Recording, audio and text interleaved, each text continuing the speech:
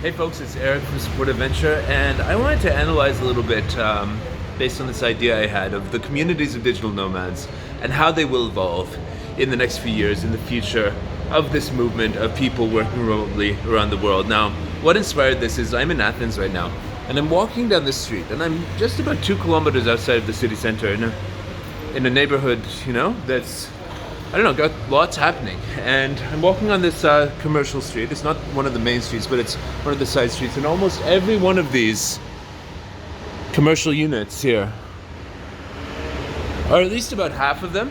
But like, look, this one, and maybe this one, I don't know, but definitely this one, and those ones over there, they're all like empty.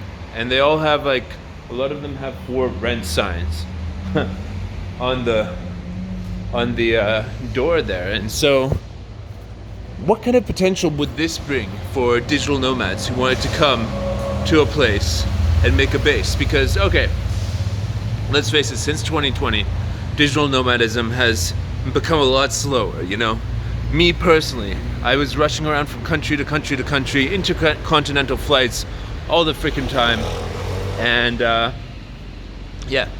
But now I've sort of done the slow thing. Sunday when I came here to Athens from Belgrade was the first time I've actually been on a plane for 9 months since I got back to Europe from Mexico. And look at this, all this space here, all these interesting spaces that you could literally come in and take over and do some really interesting sort of pop-up cultural stuff. I'm guessing like yoga studios, like stuff that doesn't take a lot to set up. So yoga studio is a good example. Cafes would be a good example. Shops that sell stuff, various stuff. Imagine if there was a crew of digital nomads that swooped into a neighborhood, and I'm talking about a community of about 200 people or something like that, who swooped into a neighborhood and made life happen, brought their own culture, and just needed spaces like this and living apartments around the neighborhood.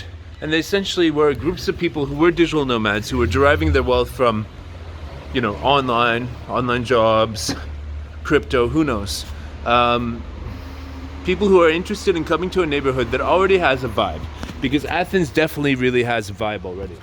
But imagine if a group of 200 people descended on this neighborhood and they were all interested in the same stuff, like yoga and healthy food and, just learning about life, being eccentric, world music, I don't know. Those are the things I'm into that I just listed. But what if it's like, people are all interested in the same sort of stuff and come and make a vibe in a neighborhood like this, irregardless of the locals. The locals, of course, here in Athens, Greece are very nice, but I find that us in the digital nomad community have slightly different preferences about stuff. Let's say me, I feel like a weirdo in all of these traditional societies, because the places that we usually go are like traditional societies like Thailand or Serbia or Greece, and you end up like having a really good time enjoying their culture. But the biggest problem with digital nomads is loneliness. So what if you could take and come to a place like this for 3 months with your crew of like 200 people, with the stuff that you like, with the institution? Because the thing is, like, always finding a good yoga studio, always finding a restaurant that has the type of food I like to eat, which is mostly salads and meat. I like meat and salads, so I eat more vegetables than most vegetarians, and I also eat meat because I love protein and I love the taste of it, and it's what makes my body feel good. So, thinking about that, I would love my type of music in a cafe, my type of yoga in a yoga studio, and you just have to bring some mats and maybe some ambient lighting, and almost any one of these like little spaces could be turned into something like this.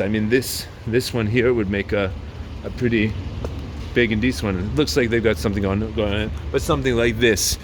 And then after 3 months you leave, or not. And you go to Thailand for the winter when it gets cold, because even in Greece it gets cold. And so what if it was like that? Of course you always have these sort of like hippie arguments when you try to do that ideal sort of like community. But if you run it like a business and you filter the people correctly of who gets a decision-making power, who gets, you know, what the sort of brand is, how it's marketed, who's paying what, who's contributing what. If you get all that stuff right and get the rules and the sort of philosophy of the community, it could do quite well, I think. It's just, you know, anyone who's doing this, I absolutely do not recommend that you make it consensus decision-making collective, because, well, that's probably one of the most difficult ways to make a community. Because then everybody's got an opinion, you know? Opinions are like assholes. Everybody's got one. And, yeah, you could try it like that. Lots of people have. But I want to attract...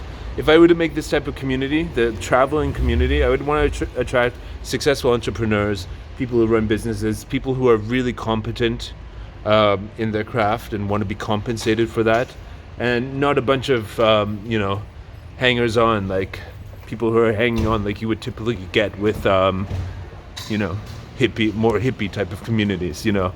I'm a businessman, even though I do have sort of hippie and punk aspects to my personality, which are apparent, I suppose. And that's why I would even have this idea. But yeah, folks, it's something to think about, because loneliness is a huge thing with digital nomads. Showing up in a city and having to navigate around to find the stuff you like, it's not always the funnest thing, but building community, having friends that you trust, and going around the world with them could be just about the funnest thing. If everybody had enough space and things were organized efficiently, and that the result is something that everybody likes. So think about that. I'll catch you later. This is Support Adventure all around the world. See you guys later.